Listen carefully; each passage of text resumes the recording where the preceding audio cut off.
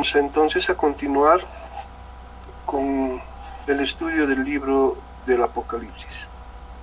En realidad es la segunda sesión que tenemos del estudio de este libro. ¿Qué es lo que vimos en la anterior clase? Primero hemos convencido de que la revelación o las revelaciones dadas en el Apocalipsis fueron dadas por el propio Señor Jesucristo. Si recordamos, Él mientras estaba vivo en la tierra, les mostró estos acontecimientos solo a sus apóstoles y de una manera muy resumida. Cuando ellos le preguntaron, ¿y cuáles van a ser las señales de esos tiempos? Y el Señor les dijo, estas cosas van a ocurrir.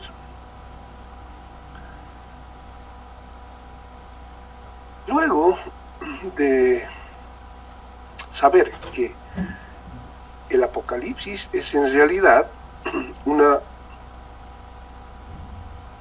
prolongación, si quieren, o una repetición de la revelación de lo que ya les había dicho a sus apóstoles, pero esta vez le ordena a Juan que las escriba para todas las iglesias. Y cuando decimos todas las iglesias, estamos hablando también de nuestros tiempos. Esto fue escrito para nosotros. Si ustedes recuerdan, iglesia no es la construcción, no es lo material, aquella casa que los aloja o aquellas grandes construcciones. Iglesia son las personas que siguen a Cristo, son los cristianos. Y está dirigido esta palabra a los cristianos. Y eso es bueno subrayarlo, porque las personas que no conocen a Cristo no lo van a poder entender. Jesucristo está, a través de este libro, está cuidando su iglesia. Porque Él sabe los momentos que están viniendo y saben que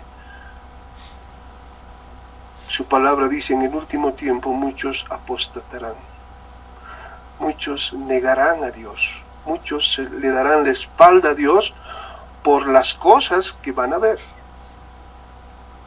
Y por eso Jesucristo está queriendo guardarnos de aquello. Por eso es que después de saludar Juan, en el tercer versículo del capítulo 1 dice, bienaventurado el que lee y los que oyen las palabras de esta profecía y guardan las cosas en ella escritas, porque el tiempo está cerca. ¿Qué está diciendo el Señor? Ustedes que pueden entender a través del Espíritu Santo lo que dicen estas profecías, deben estar más que felices. Y lo habíamos explicado por qué. ¿Por qué debemos alegrarnos con todos los acontecimientos que van a ocurrir en la gran tribulación? ¿Por qué debemos alegrarnos de todo el sufrimiento que se va a experimentar?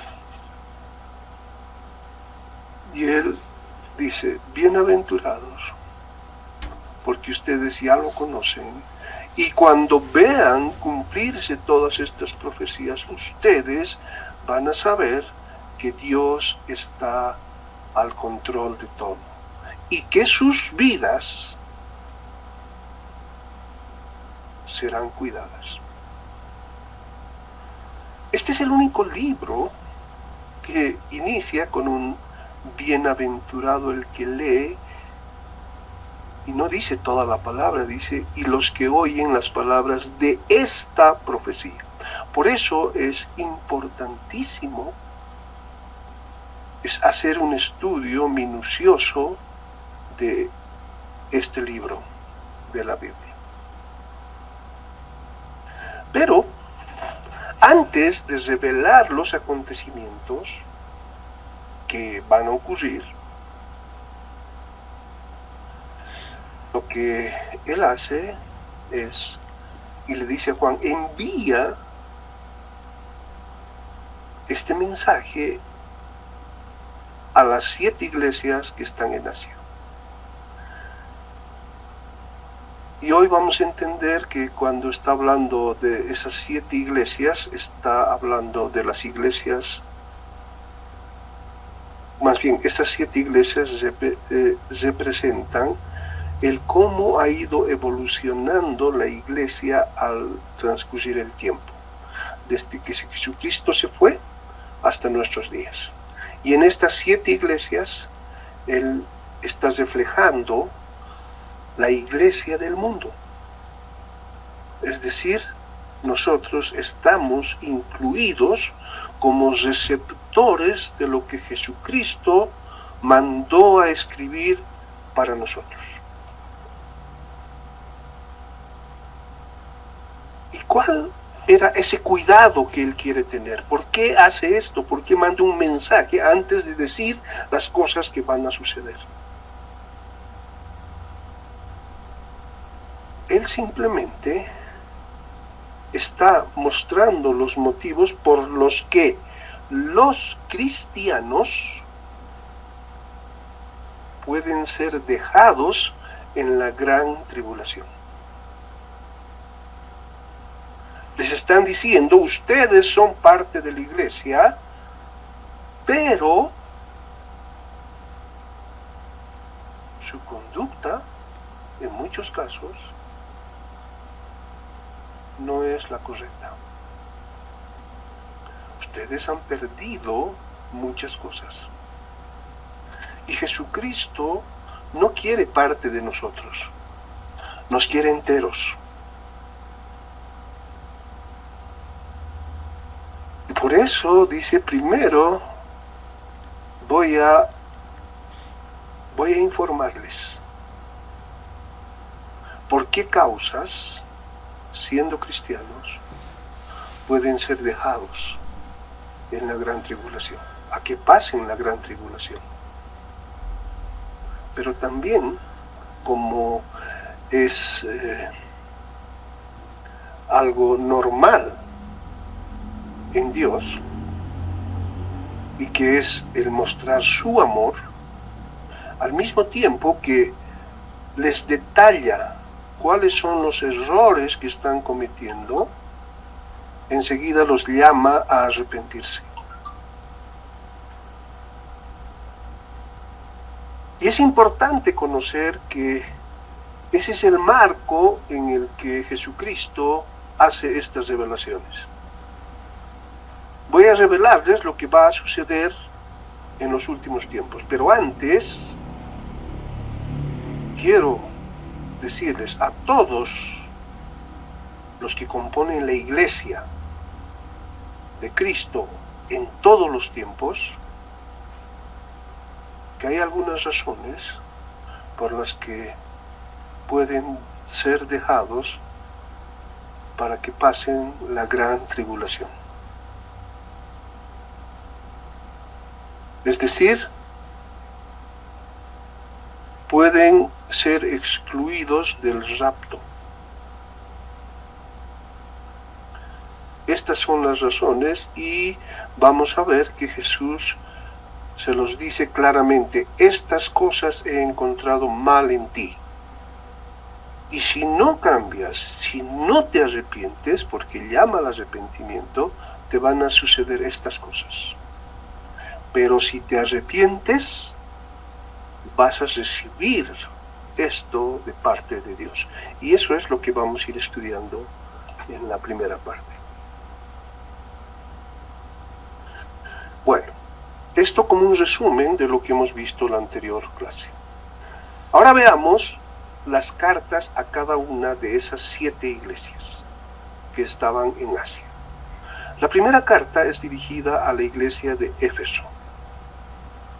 Vamos a volver a leer esa carta y que está en Génesis en el capítulo 2, a partir desde el versículo 1 hasta el versículo 7. Y dice: escribe al ángel de la iglesia en Éfeso. Ya habíamos visto que Juan vio al Señor Jesucristo caminando en medio de 7 candelabros y llevaba 7 estrellas en su mano. Y estas estrellas, habíamos visto, representaban a los líderes de esas iglesias. Y por eso envía el mensaje a los líderes de las iglesias. ¿Y por qué a ellos? Porque son los que se paran en el púlpito y enseñan sobre Dios. Son los mensajeros directos de Dios. Y ustedes saben que hay muchas personas que están paradas en púlpitos, pero enseñando cosas muy diferentes a lo que Dios dejó establecido. Ahora entenderán ustedes la responsabilidad que tienen los pastores ante Dios, porque ellos darán cuenta de todas las personas que Dios ha puesto para ser cuidadas por Él.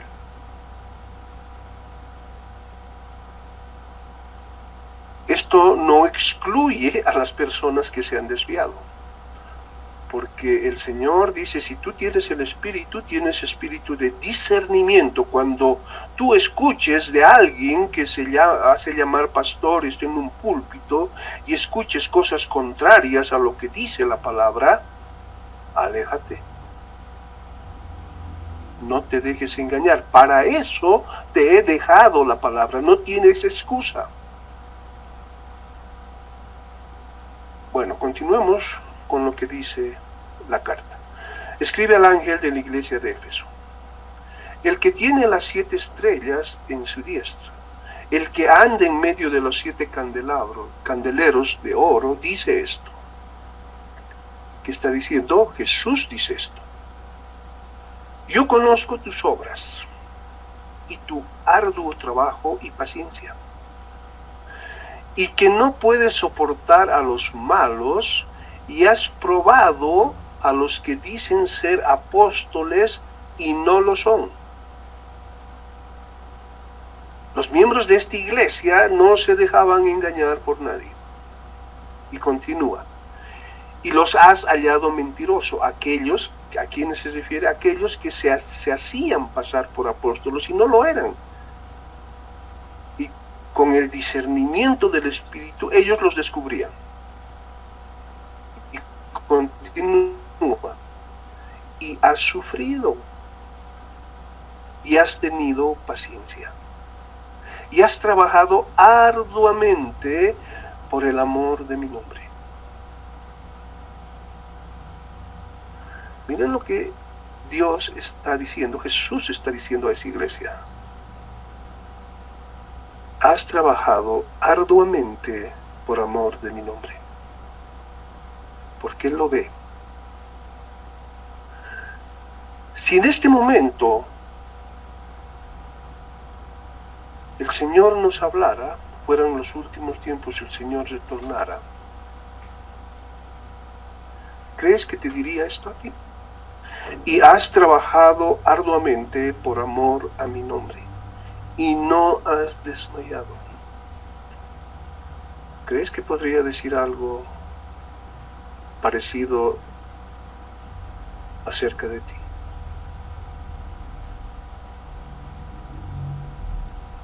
Continuemos leyendo la carta.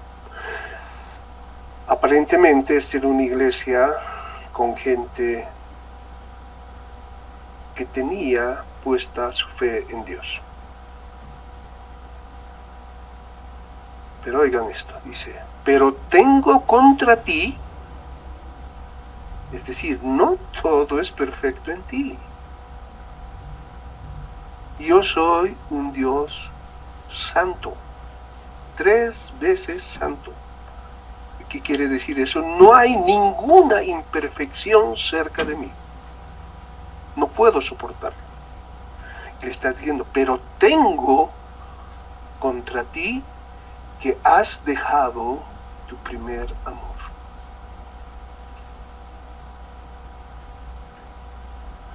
¿Qué quiere decir esto? Pues lo vamos a estudiar enseguida.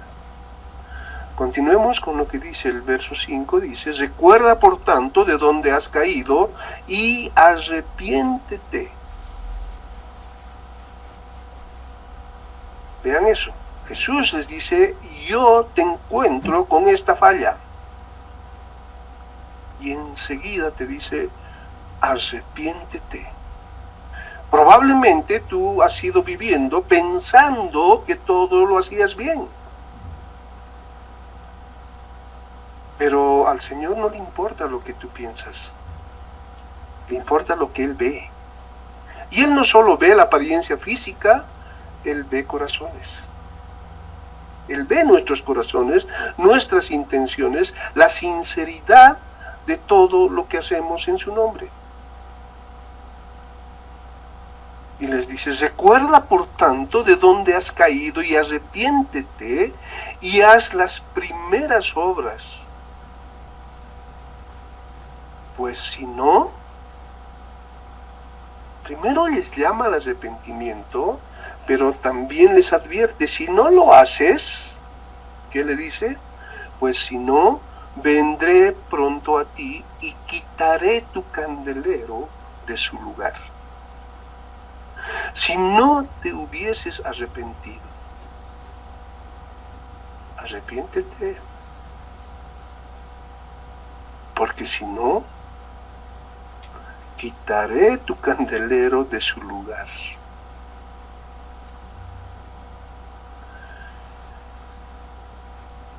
Continúa diciéndole, pero tienes esto, que aborreces las obras de los nicolaítas, las cuales yo también aborrezco. Y aquí vamos a ver que en esta iglesia no les dejaban a estas personas, a los nicolaítas, hacer lo que ellos querían.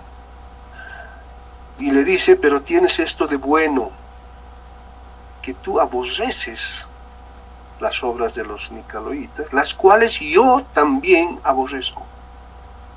Después vamos a ver que a otra iglesia le dice, tú has permitido que los nicolaítas estén dentro de la iglesia. Esta no, la de Éfeso no. Y concluye diciendo, el que tiene oído, oiga lo que el Espíritu dice a las iglesias. ¿A qué se está refiriendo? ¿Al oído que tenemos como seres humanos? No. Se está refiriendo al oído espiritual. Dios es espíritu. Las cosas de Dios son espirituales. Y Dios, cuando nos ha creado, nos ha dado un espíritu. Y cuando el espíritu ha dejado que el mundo nos aparte de Dios, cuando reconocemos, nos arrepentimos, volvemos, el Señor nos da el Espíritu Santo, su Espíritu, ¿para qué? Para fortalecer nuestro espíritu. Por eso dice, el que tiene oído, oiga lo que el Espíritu dice a las iglesias. Aunque la carta está dirigida a Éfeso, pero le está diciendo, el que tiene oído, oiga lo que el Espíritu dice a las iglesias. Por eso estamos seguros de que esta palabra está referida para todas las iglesias en todos los tiempos. Y al final le dice que si tú te arrepientes, si escuchas mi palabra y la obedeces, dice, al que venciere, le daré de comer del árbol de la vida, el cual está en medio del paraíso de Dios. Vean 7 versículos donde el Señor ha podido introducir muchas cosas que a veces no lo vemos a una simple lectura. Y por eso es que vamos ahora a analizar el contenido de esta carta.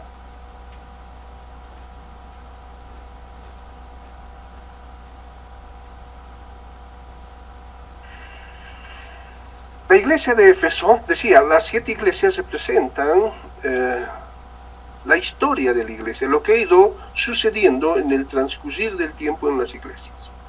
La iglesia de Éfeso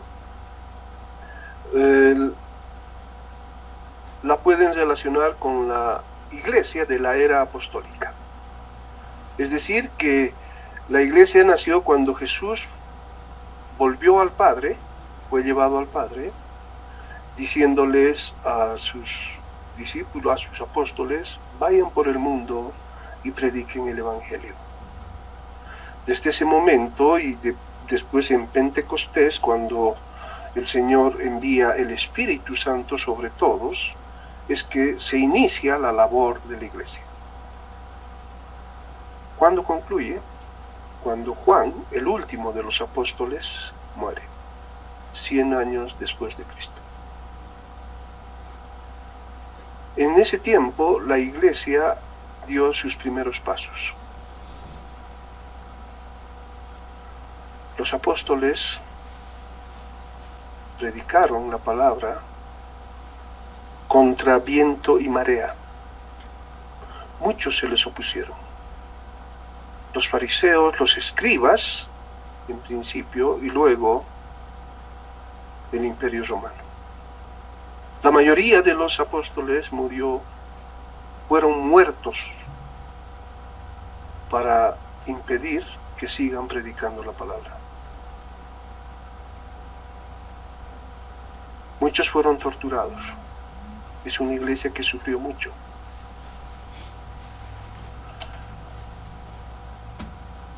¿Dónde estaba ubicada esta iglesia? La ciudad de Éfeso, en ese tiempo, era el centro religioso del paganismo. Ahí tenían y veneraban, tenían un templo tremendo y veneraban a la diosa Diana. Esta ciudad, donde se había levantado esta iglesia, era famosa por su superstición y su comercio de amuletos. Ellos hacían amuletos de dioses y negociaban con esto y convencían a mucha gente de que estos eran los dioses verdaderos. Y comerciaban con eso, ganaban dinero por eso.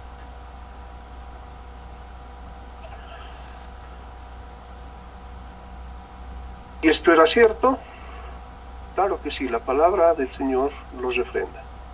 En Hechos 19:35 dice: entonces el escribano, cuando había apaciguado a la multitud, dijo: varones efesios, ¿y quién es el hombre que no sabe que la ciudad de los efesios es guardiana del templo de la gran diosa Diana y de la imagen venida de Júpiter? Esto está escrito en el libro de los Hechos de los Apóstoles. Esta ciudad era un centro religioso que adoraban a otros dioses. Y ustedes saben que cuando hay personas adorando a otros dioses, es difícil abrirles el entendimiento para que se den cuenta de que son falsos dioses y que hay un solo Dios verdadero. Continuamos. Éfeso significa deseable. Muchos dicen, actualmente muchos cristianos dicen, ojalá yo hubiera vivido en los tiempos que Jesús estaba vivo, cuando hacía milagros, cuando yo seguro, si veía los milagros que él ha hecho, yo creería con todo mi corazón. Y muchas veces son solo palabras.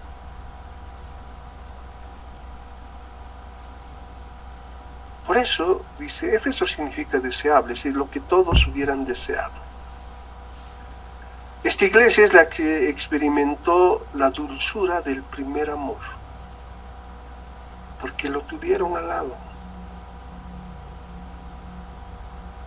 porque sintieron lo mismo que hemos sentido nosotros, cada uno de nosotros, cuando conocimos al Señor, cuando le entregamos nuestra vida.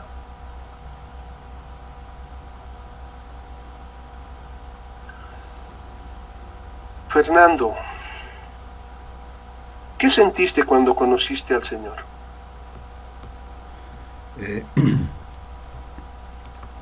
Bueno, Tito, la verdad, yo tuve, podríamos decir, una primera conversión cuando estaba en Eclesia, porque ahí es donde me inicié.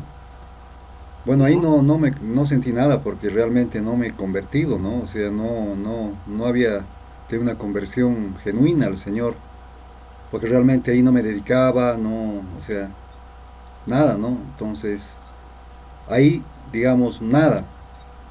Pero ya después, unos buenos años después, porque yo después retorné al mundo y volví al mundo de cabeza, y después ya el Señor me apretó las riendas, como se dice, o las clavijas, y pude realmente encontrarme nuevamente con Sergio Saravia, el gran Sergio, amigo de muchos años y de la juventud también. Entonces pude realmente sentir que el Señor había tocado mi vida y me estaba llamando, porque era un sentimiento que no, ahorita no te puedo explicar, no puedo explicar a todos ahora porque no se puede explicar. Es un deseo que te nace y que antes no lo tenías, pero era una cosa que era como una cosa que me desesperaba porque quería realmente ir al Señor y estaba desesperado. Porque noche antes de haber encontrándome con Sergio Saravia, yo había caído ya de rodillas ante el Señor y diciéndole, pidiéndole perdón por todo lo que había hecho. Entonces, para mí fue algo maravilloso y ahí pude conocer al Señor y realmente es algo maravilloso, algo que no se puede explicar, pero uno se siente protegido, yo me sentía maravillado. Como tú alguna vez lo has expresado, quería hablarles a todos del Señor, quería hablarle a todo el mundo del Señor. Y realmente era una felicidad inmensurable, ¿no? Amén. Amén. Gracias. Hermana Adela, ¿puedes tú decirnos qué has sentido cuando te has convertido? Claro que sí, hermano. Cuando yo me convertí fue una historia muy diferente, porque yo me acuerdo que en esa época, ¿me escucha? ¿Sí, no? Sí, perfectamente. Ya, Sí, por favor. perdón. Cuando en esa época yo estaba pasando por muchas atribulaciones, y me acuerdo que había decidido esa época yo dejar de existir, más o menos, llamémoslo así. Y me había acordado que alguna vez una sobrina me había invitado a una célula. A una célula. Y yo, bueno, en esa época era de las católicas que decía, ponía 50 cruces más o menos, en esa época. Y en ese día dije, voy a ir a despedirme de mi tía, que es como un papá de crianza, y de mi sobrina, que es como si fuera una hija. Me acuerdo que fui y ella no estaba en su casa. Y me dice, ven donde estoy, y estaba en su iglesia, allá en Santa Cruz. Me acuerdo que cuando yo fui a la iglesia, fui con una cara de pálida, o sea, como que todo el mundo que me veía caminando me decía, confía en Dios, todo se va a solucionar. Decía, si a vos te escucha, pues pídele tú, porque a mí no me escucha. O sea, yo estaba en ese punto. Y empezó, de acuerdo, el culto, ¿ya?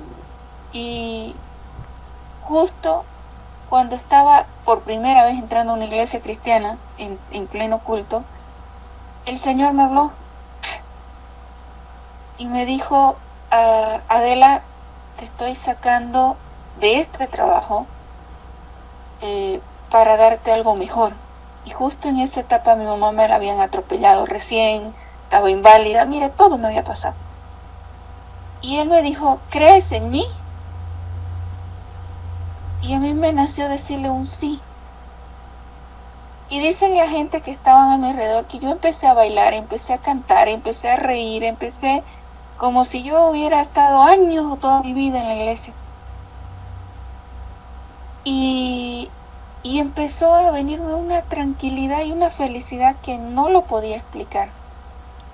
Después, en el mismo culto, me vino un olor fragante, el rico, como un incienso, y no había incienso. Y después nos dijeron por primera vez cuando me tocó arrodillarme, diferente de otra forma, como yo lo hacía a lo católico,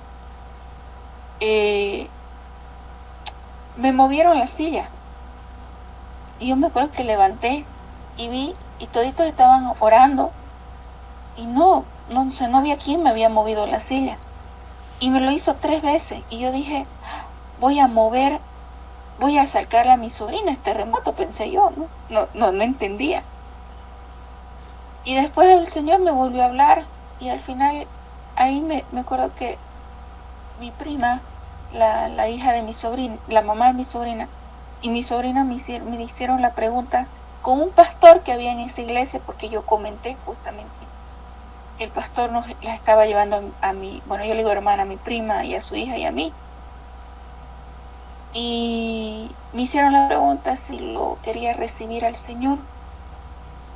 Y le cuento que mi corazón era un gozo, que yo ya quería ir a un encuentro, yo ya quería entrar abrir mi célula, yo ya quería hacer todo. Y le cuento que de partir de ese momento Dios cambió mi vida.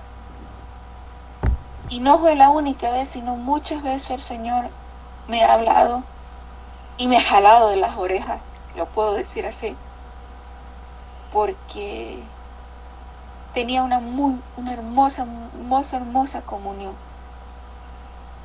Ahora estoy volviendo a reencontrarme con la comunión otra vez con Dios, y lo estoy haciendo gracias a ustedes y a la ayuda del amado Pastor Carlos.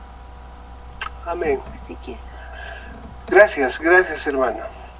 Para todos nosotros que conocemos al Señor, entendemos lo que están diciendo, lo que Fernando y Adela nos acaban de decir, porque lo hemos vivido personalmente. Se siente un gozo tal que algún amigo me preguntaba, ¿cómo te sientes? Como si me hubiera ganado 10 loterías juntas.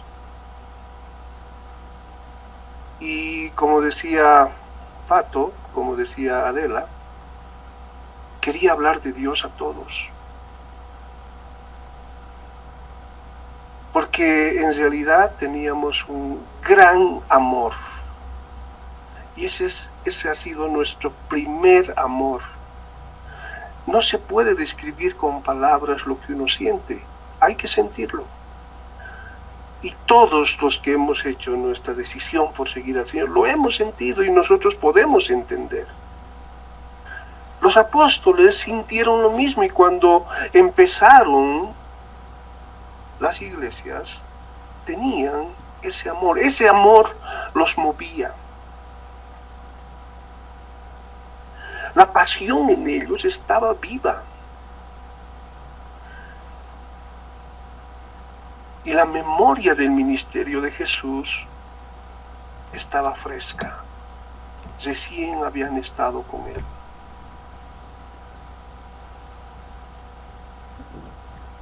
Ahí se encontraban fervientes creyentes. Creyentes que no solo sintieron ganas de predicar, sino lo hicieron. Predicaron a todos sobre Dios a riesgo de sus propias vidas. Ninguno de ellos se volvió rico. Y casi todos murieron pobres. pero estaban llenos de gozo. Qué hermosos tiempos. Ahí estaban grandes hermanos como Aquila, Priscila, Apolos, Pablo mismo. Todos ellos sirvieron a Dios en esa iglesia.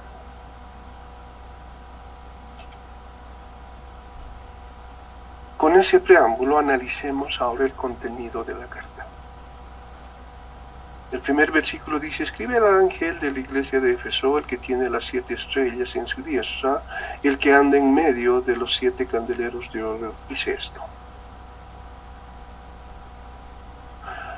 Cuando Juan escribía esto por orden de Jesucristo, lo único que estaba haciendo inicialmente estaba describiendo cómo él vio a Jesús.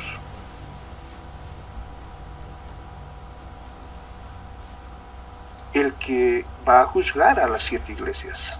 Y estaba en ese momento diciéndoles: escríbeles y diles todo esto. Es una buena manera de Jesús presentarse ante los que estaban dirigidas estas cartas. Es una hermosa manera de presentarse ante nosotros.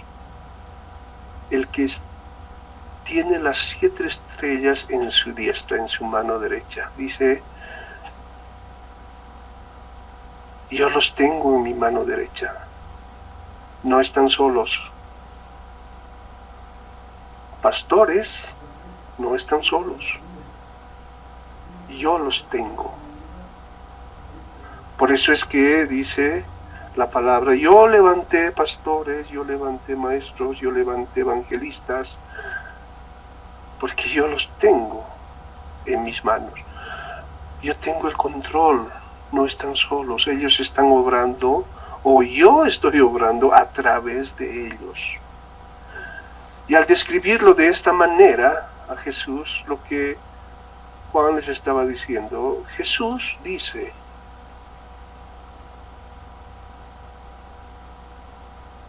veamos en otro lugar de la palabra cuando se refiere a esta visión, a lo que estaba viendo Juan.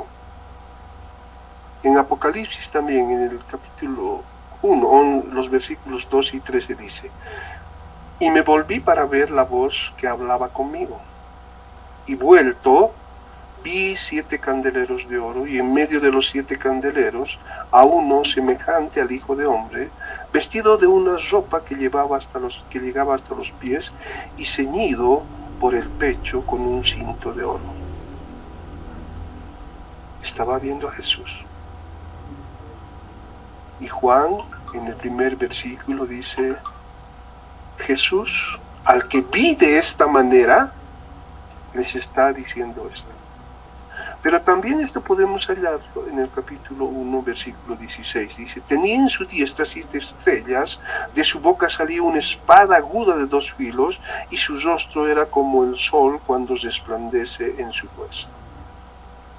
Dice: yo vi que en su mano derecha estaban las 7 estrellas, a las cuales Jesús me dijo, Dios, sí, envíales estas cartas. Escribe al ángel de la iglesia de Éfeso.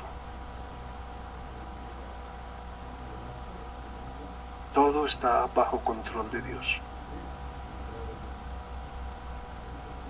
Continuemos. Enseguida, ahora les dice, les voy a mostrar cómo es que Jesús ve a esta iglesia. Si yo conozco tus obras y tu arduo trabajo y paciencia. ¿Quién está hablando? Jesús a esa iglesia, al líder de esa iglesia, y a través de él a toda la iglesia. Yo conozco tus obras y tu arduo trabajo y paciencia, y que no puedes soportar a los malos, y has probado a los que dicen ser apóstoles y no lo son, y los has hallado mentirosos. Y has sufrido, y has tenido paciencia, y has trabajado arduamente por amor a mi nombre, y no has desmayado.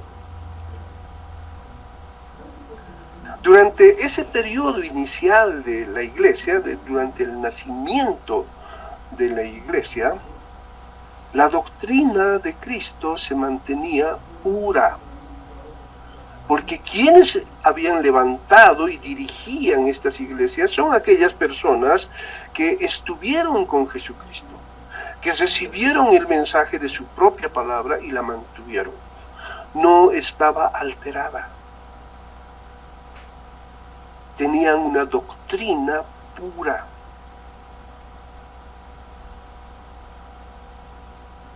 Pues en esta iglesia se encontraban, en ese momento de escribirle, todavía algunos apóstoles.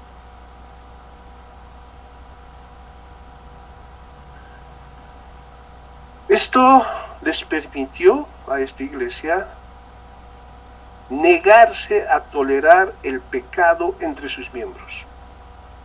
Ellos no podían ser engañados, porque la doctrina estaba pura, la habían recibido de Jesucristo, sin intermediario. Por eso es que Jesús reconoce a esta iglesia y les dice: ya has probado a los que se dicen ser apóstoles y no lo son, y los has hallado mentirosos, porque tenían una sana doctrina.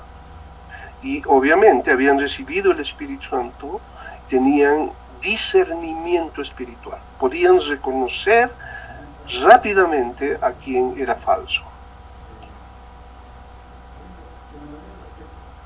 Luego les dice: y has sufrido, porque el mantenerse firmes en esa sana doctrina no era fácil en una ciudad que estaba caracterizada por sus prácticas sexuales inmorales, asociada con la adoración a la diosa Diana. Si uno lee la historia de la iglesia más bien de las creencias que tenía la gente en esta ciudad, va a encontrar unas perversiones sexuales tremendas. La misma imagen de la diosa Diana estaba lleno de senos. Tenía senos por todo lado, supuestamente como de la fertilidad, y permitían algunos actos sexuales inmorales a los ojos de Dios. Para ellos era normal. Entonces uno puede entender por qué les fue difícil y por qué han sufrido. Vivían en una ciudad donde la tentación era muy grande y ellos soportaron. Donde las demás personas los miraban como tipos raros e indeseables porque no hacían lo que ellos hacían y los apartaban. Y ellos sufrieron todo eso, y dice: y has tenido paciencia. Así los verdes. Ustedes saben que las pruebas y las tribulaciones producen paciencia. No me he desesperado, no he ido a pelear contra ellos directamente, sino he esperado en el Señor. Entonces uno puede entender lo último que dice: y has trabajado arduamente por amor a mi nombre y no has desmayado. Era muy difícil predicar las cosas de Dios en ese ambiente. Seguramente fueron rechazados por mucho, pero no desmayaron, insistieron, hasta que algunas personas fueron cambiadas por Dios. Fueron tocadas por Dios, y ellas también sintieron lo que nosotros hemos sentido al momento de convertirnos.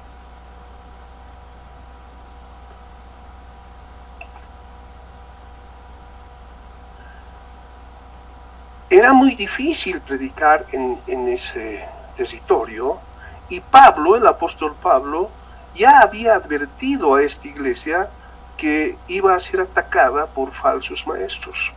Pablo ya se los dijo. Veamos Hechos 20, del 29 al 31.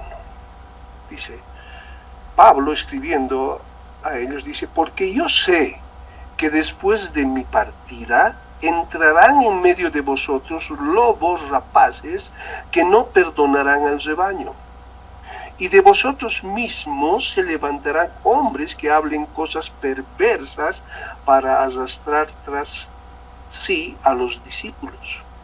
Por tanto, velad, acordándoos que por 3 años, de noche y de día, no he cesado de amonestar con lágrimas a cada uno. Pablo lo sabía. ¿Y por qué lo sabía Pablo? Por revelación de Dios. Y les advirtió, esto es lo que va a suceder cuando yo me vaya, porque tengo que ir a predicar la palabra en otros lados. Cuídense de esto. Y esta iglesia, ellos lo hicieron. Y Jesús lo vio y por eso les dice, tú has tenido paciencia, nunca has bloqueado, has descubierto a los falsos, no aceptas a los malos.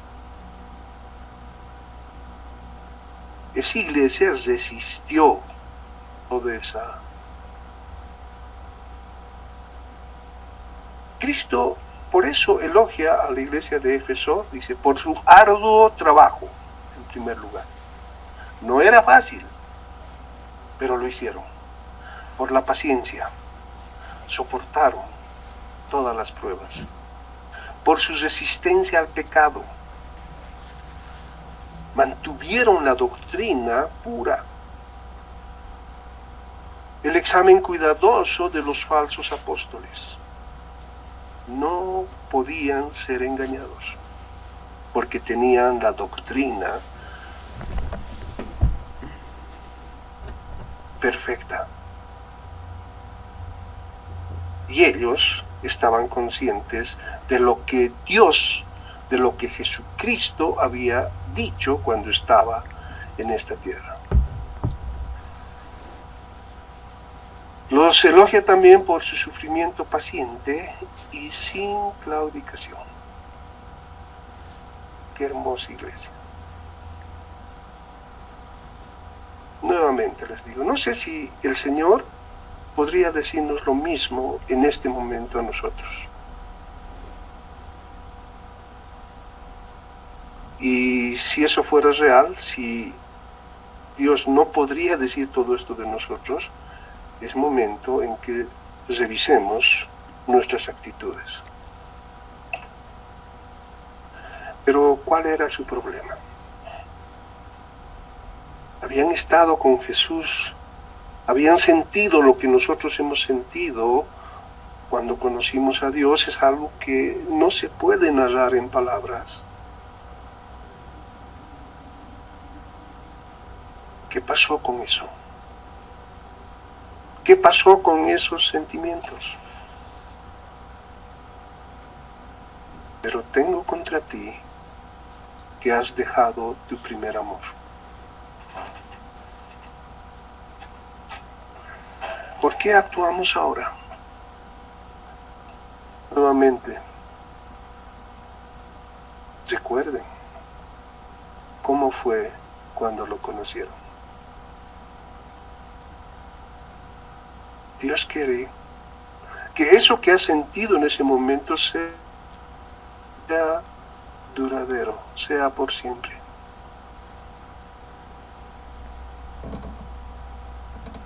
Cuando eso ocurre, ningún problema te va a poder quitar la paz y ese sentimiento hermoso que has sentido.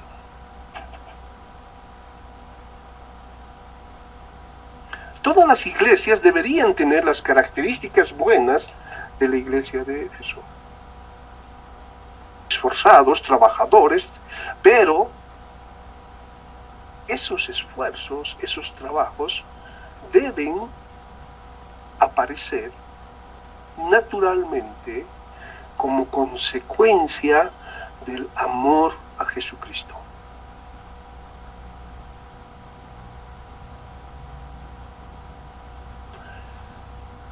tiempo les duró ese sentir del primer amor? Aparentemente en esta iglesia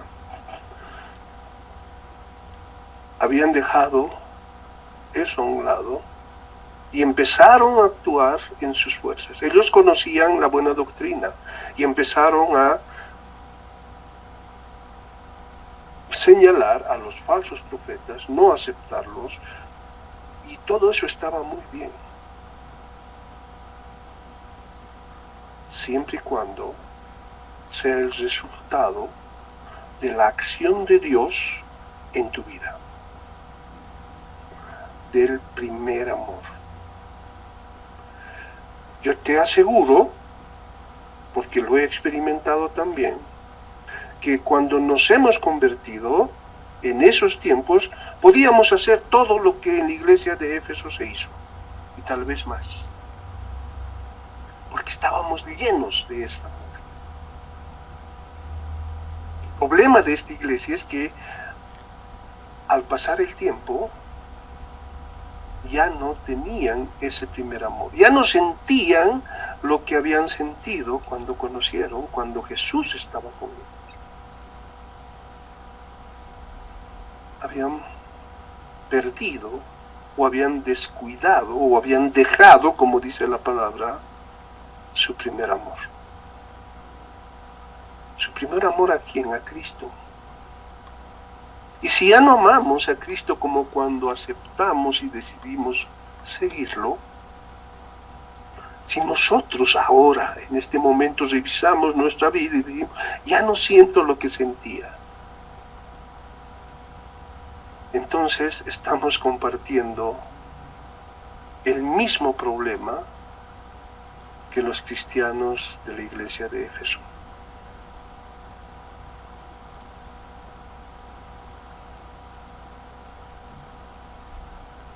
Sé que esto suena duro,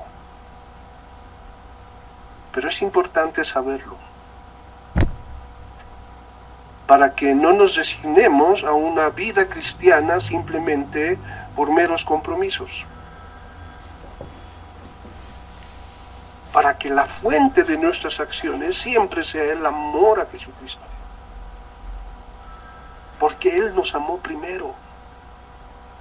Porque Él dio su vida para rescatarnos a nosotros. Y solo nos pide, continúen mi obra. Prediquen mi palabra. No dice, hagan ustedes, hablen de Dios como ustedes quieran. No dice eso. Dice, prediquen mi palabra. Y ese debe ser el resultado del primer amor. Hemos escuchado los testimonios de los dos hermanos. En ese momento a todos quería hablar de Dios. Porque sabía que Dios es real, es un Dios vivo. Dios quiere que lo hagas, sintiendo ese primer amor.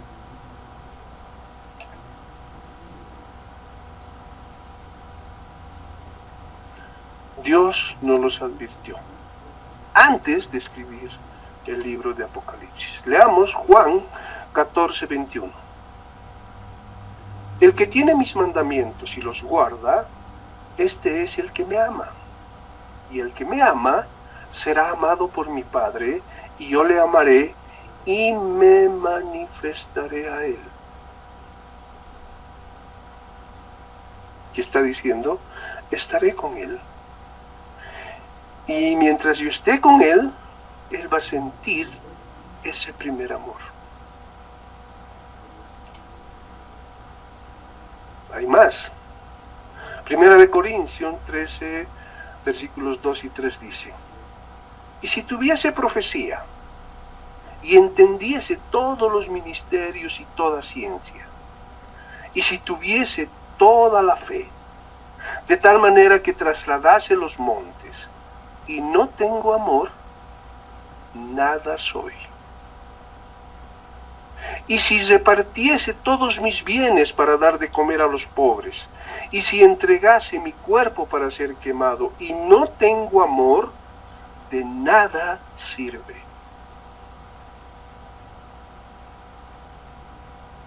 Dios nos los advirtió.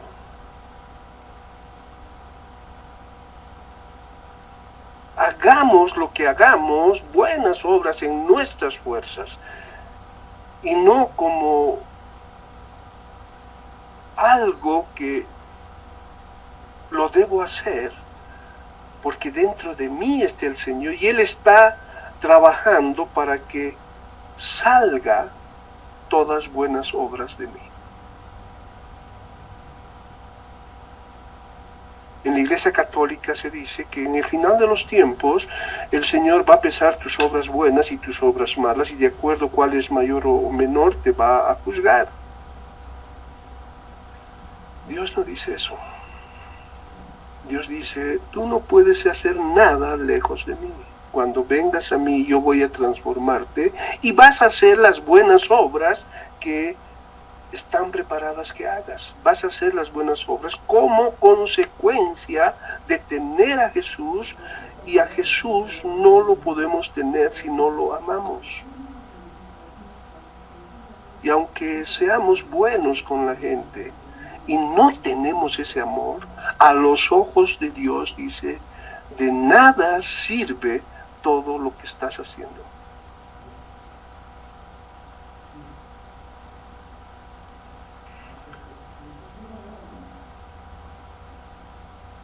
¿Cómo está nuestra vida actualmente? ¿Cómo está nuestra relación? ¿Cómo está el amor que hemos conocido? No les estoy hablando de cosas que desconocen. Todos lo hemos conocido. ¿Dónde está ese amor? ¿Dónde está ese gozo que sentíamos? ¿Dónde está esa paz que sentíamos?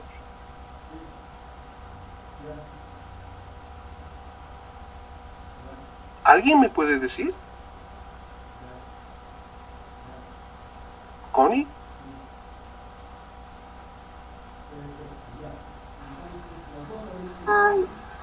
La verdad, Tito, estoy tranquila. Pese a todo lo que está pasando, y doy gracias al Señor por la paz que realmente pone en mi corazón. Estoy tranquila y estoy confiada. Y solo le pido que me dé la misma fortaleza y seguridad si me toca pasar, por ejemplo, por el virus, o si alguien de mi familia, alguien muy, muy cercano pasa. Y esa es mi oración de cada mañana, que nos dé la fortaleza y la sabiduría y el ánimo para no soltarnos de su mano y continuar, no quitar la mirada hacia Él, porque debe ser muy duro. Nada es fácil, eso no es fácil pasar por este tiempo. Para muchos toca más fuerte, para otros no tanto, pero debemos mantenernos firmes ante Él. Amén. La pregunta era, ¿estás sintiendo lo que has sentido cuando te has convertido? ¿O has dejado que el mundo te la arrebate? A muchos de nosotros nos ha ocurrido, y tal vez nos esté ocurriendo. Hemos perdido el primer amor. Y bendito sea Dios que nos los está mostrando para que nos arrepintamos. Dios quiere que disfrutemos esta vida en la tierra, lo quiere. Quiere que tengamos esa paz, ese gozo que hemos sentido. Y por eso nos reflexiona.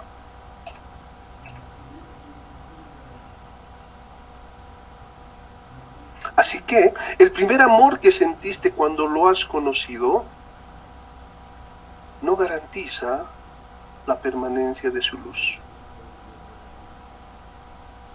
Porque si lo has perdido, estás en el mismo problema de la iglesia de Éfeso. Por eso les decía, esta es una carta para todos nosotros. Y se escribe a todas las iglesias. Nosotros somos partes de la iglesia y Dios nos está reflexionando.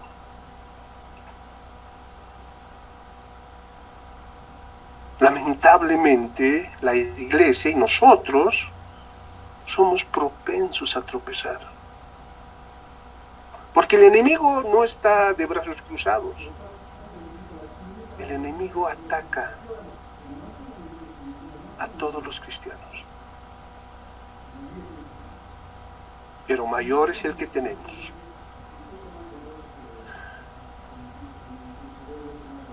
Vean esto. No tenemos asegurada la salvación por solo el hecho de ser parte de una iglesia cristiana. ¿Qué pide Dios? No pierdas tu primer amor.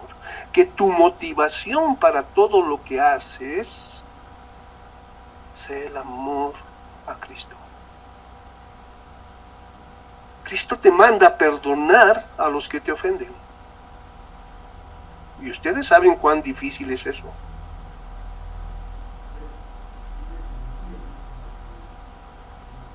A veces le decimos, Señor, pero ¿cómo me pides que lo perdones si tú no sabes lo que me ha hecho? Claro que lo sabe. ¿Y sabes qué te responde Dios? No quiero que lo perdones por hacerle un favor a Él. Quiero que lo perdones porque no quiero que dentro de ti haya nada malo. Porque si no lo perdonas va a venir odio que no te deja dormir, vas a estar pensando cómo puedo vengarme y tu vida va a ser un calvario. Te pido que lo perdones, te mando que lo perdones, porque no quiero que pierdas la paz y el gozo que yo te he dado cuando te he conocido. Y por eso es que uno lo perdona y se siente bien. No porque te lo merezcas, sino porque quiero hacer caso a Dios. Porque Él quiere todo lo mejor para mí, y lo mejor para mí es perdonar.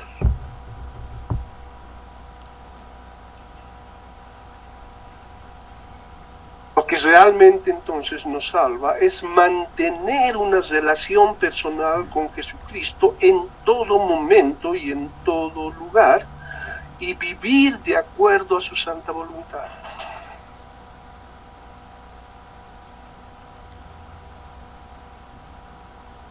Dios no quiere que vivamos mal. La muerte es algo que nos duele cuando es un familiar, un ser cercano. Eso es innegable. Pero no es suficiente para robarte la paz. Otra vez la reflexión es, todos vamos a morir. Unos antes que otros, unos de enfermedad, otros por accidente, otros por cualquier cosa. Por eso, esto no nos debe quitar nuestro primer amor. Como decía la canción cristiana, me harás volar por encima de los problemas. No digo que no sientas dolor, siéntelo, pero que no te abandone tu paz, esa paz que da la presencia de Cristo en cada una de nuestras vidas. Hebreos 10:35 dice, no perdáis pues vuestra confianza, que tiene grande galardón. Te pase lo que te pase, no dejes de confiar en Él. Debes estar seguro que Él quiere lo mejor para ti.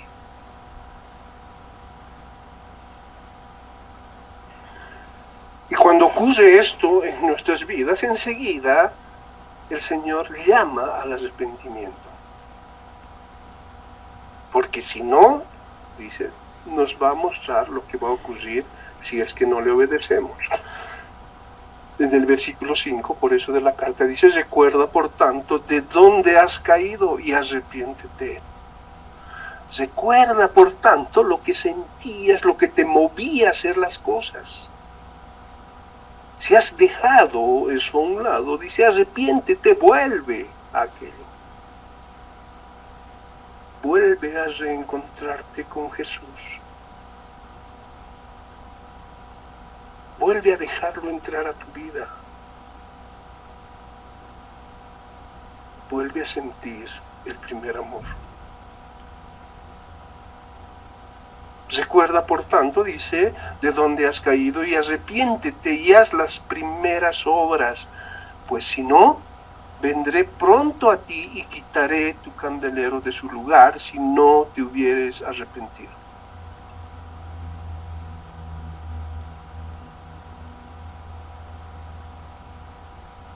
Entonces te está llamando a decir, recuerda lo que has experimentado, porque no soy un Dios que esté en tu imaginación. Soy un Dios que se ha hecho presente en tu vida y te ha hecho sentir aquello que no puedes describir. Si lo has perdido, dice, arrepiéntete. Porque la única manera en que perdamos aquellos es alejándonos de Cristo o haciéndolo a un lado a Cristo. No, dice, arrepiéntete, vuelve a esa condición original cuando nos conocimos. Cristo dijo en Juan 14:15, si me amáis, guardad mis mandamientos. Y el primer mandamiento que da Dios es amar a Dios sobre todas las cosas, con toda tu mente, con toda tu alma, con todas tus fuerzas.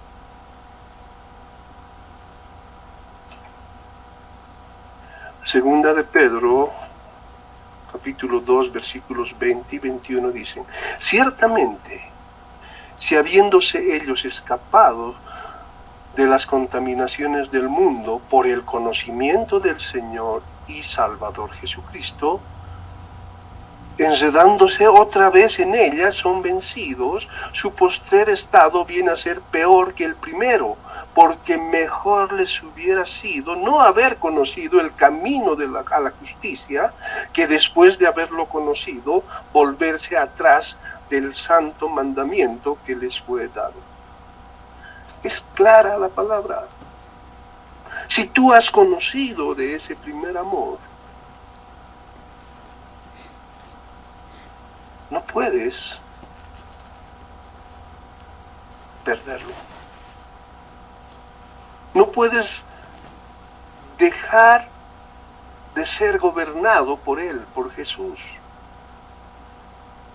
No puedes querer volver a andar de acuerdo a tus razonamientos, de acuerdo a lo que tú crees que es bueno, porque el Señor ya te dijo todo lo que es bueno y todo lo que es malo. Claro, pero ese es el punto de vista de Él, yo tengo mi propio punto de vista. No, el problema es que cuando el día del juicio, dice el Señor, voy a juzgarlos con todos lo que he escrito en este libro. No me interesa si tú crees que es bueno o no tan malo lo que haces. Yo te voy a juzgar por todo lo que yo te he dicho que es malo y todo lo que te he dicho que es bueno. Y si tú has conocido al Señor y luego de eso, de haber conocido a eso que no puedes describir en palabras, y lo has hecho a un lado y has vuelto al mundo, ¿qué te está diciendo? Tu condición es peor que si no lo hubieras conocido. Tu condenación va a ser mayor.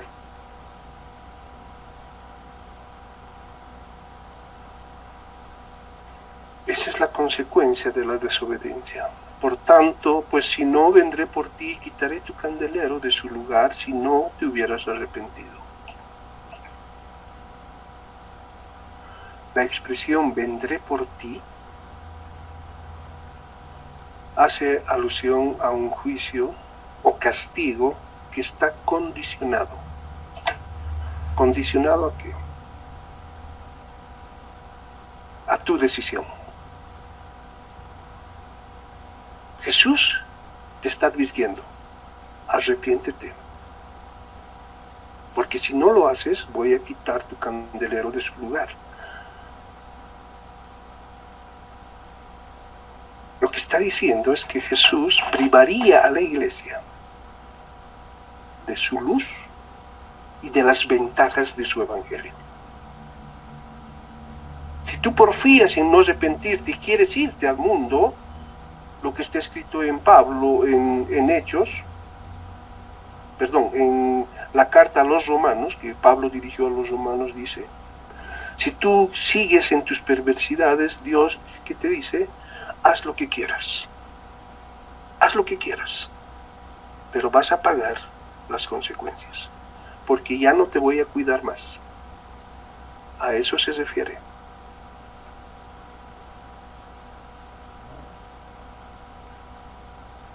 Otra de las ventajas de estar con Él es ser guardados para no pasar la gran tribulación.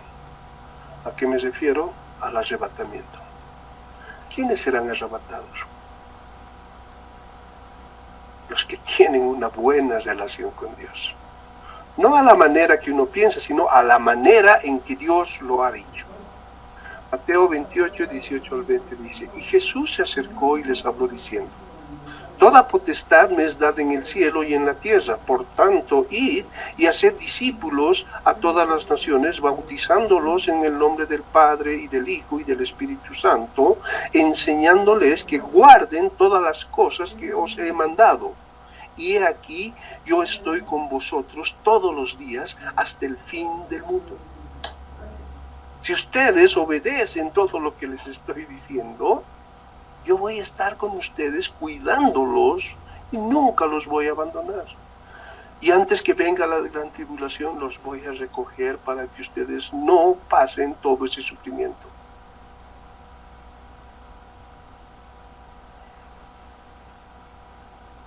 Depende de nosotros.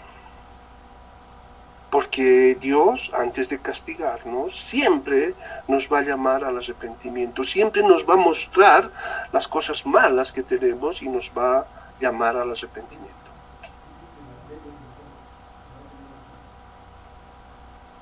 Después de esa amonestación, Cristo presenta nuevamente un punto a favor de la iglesia de Éfeso. Pero tienes esto, que aborreces las obras de los nicolaítas, las cuales yo también aborrezco. Los nicolaítas tenían prácticas y doctrinas abominables que fueron aborrecidas por las personas de la iglesia primitiva, las que tenían la doctrina tal como es, sin ninguna distorsión, y ellos los resistieron, porque Jesús dice, yo también aborrezco esas prácticas. Las enseñanzas y prácticas de los nicolaítas incluían una gran indiferencia hacia el adulterio y la fornicación. Y estos nicolaítas nacieron al interior de la iglesia. No vienen de afuera. Ellos pretendían ser cristianos, pero eran famosos por su depravación y libertinajes. Estaban en la iglesia. Por eso dice a la iglesia de Éfeso, tú los has reconocido y los has apartado. Eso de los nicolaítas vamos a estudiarlos después, que es otra carta, porque a ellos les advierte que tú has permitido que estos estén en la iglesia. Y actualmente hay prácticas de estos nicolaítas, claro que sí. Ustedes saben que hay iglesias donde hay jerarquías. El pastor está encima, Dios está encima del pastor, después el pastor, después los copastores, los líderes ministeriales y al último los asistentes. Y que los que están abajo de esa pirámide tienen que respetar a los de más arriba y así. Y Dios dijo, no es así. Ante los ojos de Dios todos somos iguales, por eso nos llamamos hermanos. Ustedes saben que hablan en iglesia católica, hay algunas iglesias donde han aparecido gente que se hace llamar apóstol del Señor. Hay algunos que han venido, yo soy el Cristo, algunos otros que se hacen llamar patriarcas y no sé qué cosas más. Y piden respeto de los demás porque estoy por encima de todos. Esa es una práctica de los nicolaitas. Pero vamos a estudiarlo después. Solo ahora diremos que la palabra nicolaita se compone de dos palabras griegas. Nico, que significa conquistar o estar sobre otros, y laos, que quiere decir gente común o laicos. Entonces, ¿qué hacían los nicolaitas? Querían estar sobre ellos. Las personas pervertían los valores cristianos. ¿Por qué? Porque Cristo dijo, y está en Lucas 22, 27, ¿por qué? Decía, ¿cuál es mayor? ¿El que se sienta a la mesa o el que sirve?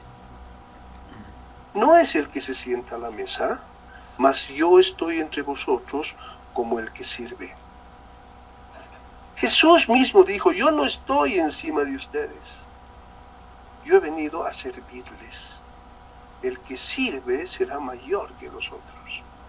Por eso nos llamamos hermanos, somos iguales, nos servimos.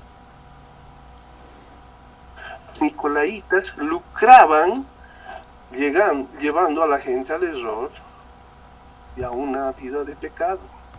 Hoy día no es diferente. Todas las iglesias que hablan de la doctrina de la prosperidad, ¿qué es lo que hacen? Pedir dinero, hacer negocios con Dios. Si tú ofrendas esto, Dios te va a devolver multiplicado 100 veces. Si tú haces esto, la Iglesia Católica lo hizo, vendiendo indulgencias. Ellos decían, si tu abuelo o tu padre ha muerto, está en el purgatorio sufriendo. Si tú compras una indulgencia firmada por el Papa, vas a ahorrarle ese tiempo que tiene que pasar allá y va a pasar directamente al cielo. O sea que el que tenía plata podía salvar al padre, la madre, el abuelo, y si tenía mucha plata hasta la suegra.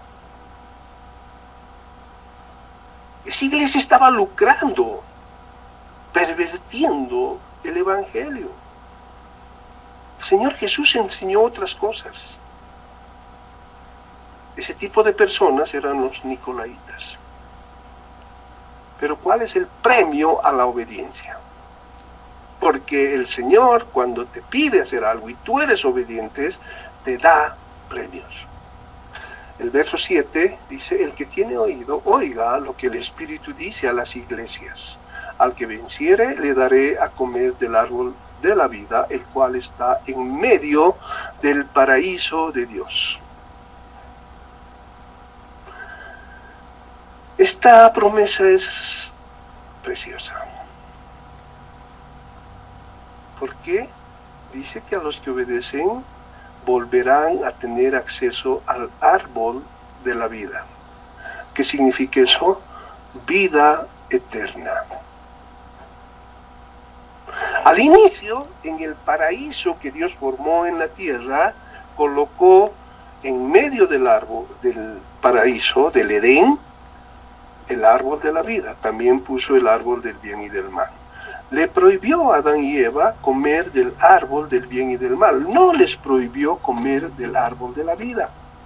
Es decir, Adán y Eva deberían tener una vida eterna. Ese es el plan original de Dios que al final lo va a cumplir.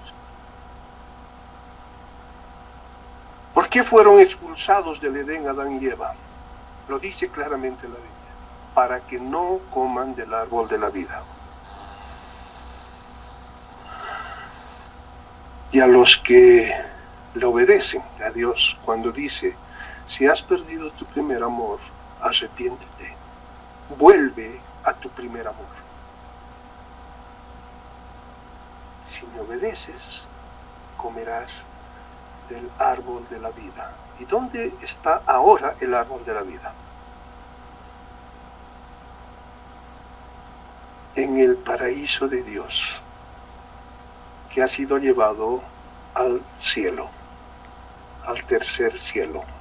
Es un lugar ya preparado, como era el Edén, donde serán llevados todos los que mueran conociendo a Jesús.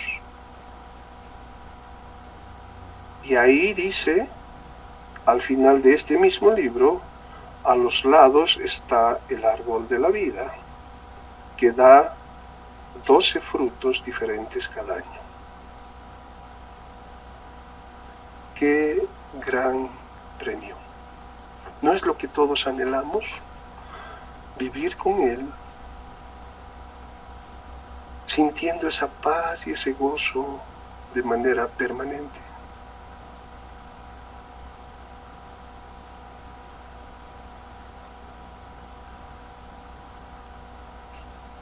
Esto con relación a la carta a la iglesia de Éfeso. El próximo jueves, Dios mediante, vamos a estudiar la segunda carta que está dirigida a la iglesia de Esmirna.